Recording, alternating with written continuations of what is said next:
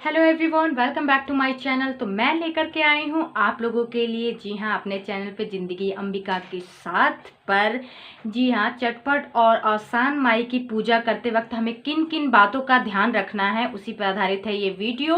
तो फिर चलिए फटाफट से स्टार्ट करते हैं अपना वीडियो। तो वीडियो स्टार्ट करने से पहले मैं ये जरूर बोलूँगी, अगर आपको ये वीडियो हेल्पफुल लगता है और आपकी किसी न किसी रूप से ये मदद करती है वीडियो, तो प्लीज़ मेरे चैनल को नीचे रेड कलर का लिखा है सब्सक्राइब करना मत भूलिएगा और लाइक भी जरूर कर दीजिएगा, थंब जैसे बना हुआ है।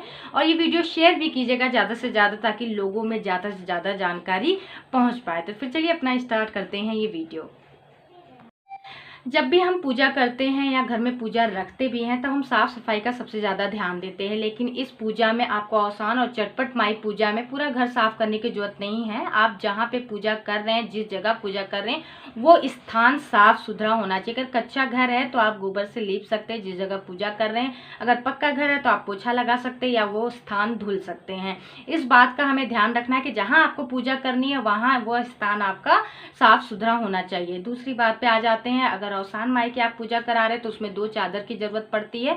तो एक डबल बेड की चादर जिसपे लेडीज बैठती हैं, फिर एक सिंगल बेड का चादर लगाते हैं जिसपे हम लोग प्रसाद की ढेली जो लगाते हैं, हम लोग 7 या 14 औरतें जाती हैं, जितना ढेली लगाया जाता है उसके लिए जरूरत पड़ती है। तो ये दोनों ही चादर आपके साफ सुथरे होने चाहिए। यूज किए हुए चादर हो सकते हैं बट साफ होना चाहिए, धुला होना चाहिए। और तीसरी बात पे आ जाते हैं, जो हम लोग माता रानी का आसन यूज करते हैं। माता रानी के लिए कोई भी कपड़ा हम लोग लगाते हैं जब कलसा उलसा रखने के लिए, चाहे चटपट माता हो चाहे आसान माता हो, तो दोनों में ही आपको लाल और पीले रंग का कपड़ा यूज करना चाहिए, और वो भी जूठा नहीं कपड़ा यूज करना चाहिए। हाँ, आप पूजे में यूज कर सकते हो उसको, उसी पूजे में कई बार यूज कर सकते हैं, लेकिन वो साफ होना चाहिए। और उसको जब भी आप पूजा करते हैं उसके बाद धुल के फिर रख दीजिए। फिर नेक्स्ट बार जब आप पूजा करते हैं तो फिर उसको धुल के ही यूज करना चाहिए।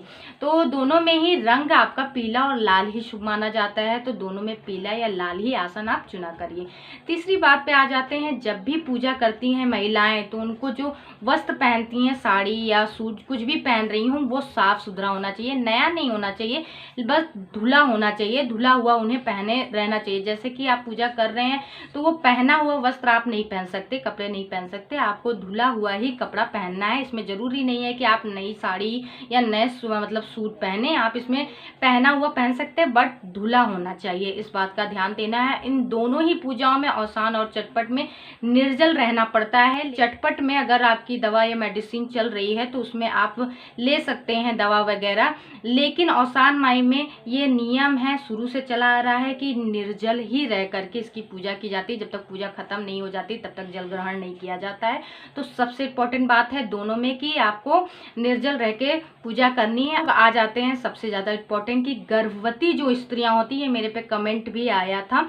तो देखिए, गर्भवती लेडीज जो होती हैं वो 2 का माना जाता है, इसलिए गर्भवती लेडीज जो होती हैं, जो प्रेग्नेंट लेडीज होती हैं, उनको ये पूजा में शामिल नहीं किया जाता है और ना वो ये पूजा करवा सकती है, ना तो आसान माई की ना तो चटपट माता की।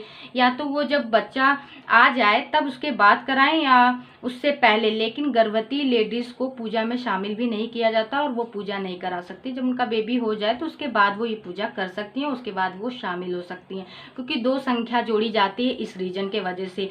और सबसे इम्पोर्टेंट बात आपको मैं बता दूं, चटपट में 9 औरतों की जरूरत पड़ती है, लेकिन आसान माई में अगर एकहरी आप करा रहे हैं तो 7 और दोहरी करा रहे हैं तो 14, उसमें तेहरी भी होता है। तो इस हिसाब से 7 से बढ़ के संख्या बढ़ती जाती है। आप तेहरी भी करा सकते हैं, दोहरी भी करा सकते हैं, लेकिन चटपट में केवल 9 ही सुहागन औरतों की जरूरत पड़ती है।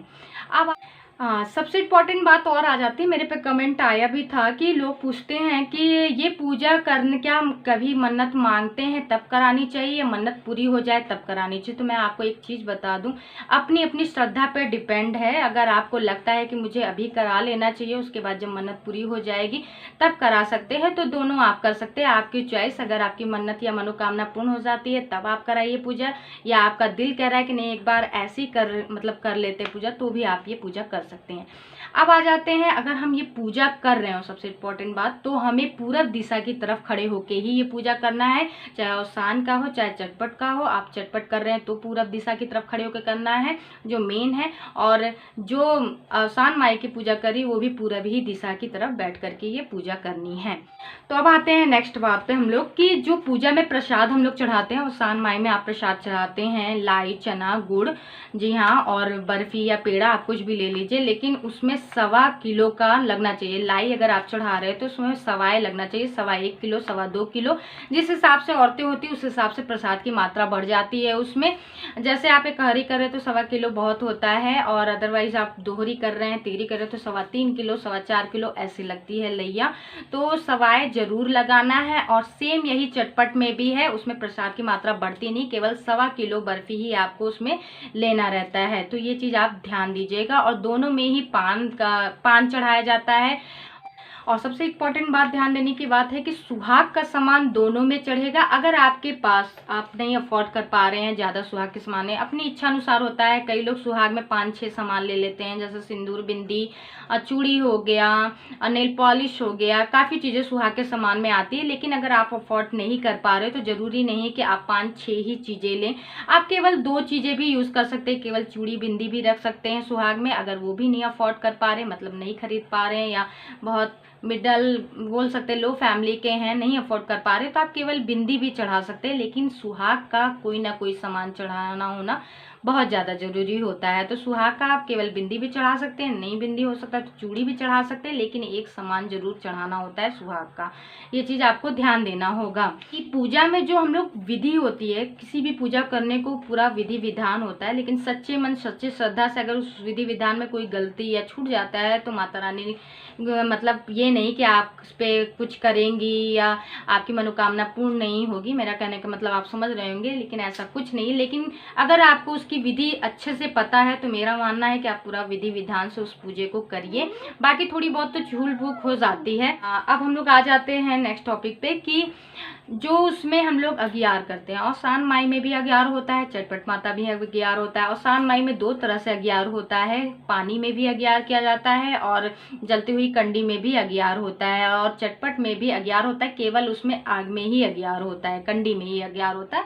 कोई भी आप आग ले लीजिए, जरूरी नहीं कंडी ही जलाएं, लकड़ी भी ले सकते हैं। अगियार करने से मतलब होता है, तो इसमें आपको अगियार करना बहुत ही ज़रूरी होता है। अगियार दोनों में ही करना है, अपना अपनी चॉइस है कि आप पानी में करना चाहते हैं। बट अवसान माई में जब पानी में किया जाता है अगियार, तो वो शादी ब्याह में जब माने रहते दूरिया वगैरह अवसान, तब उसमें किया जाता है।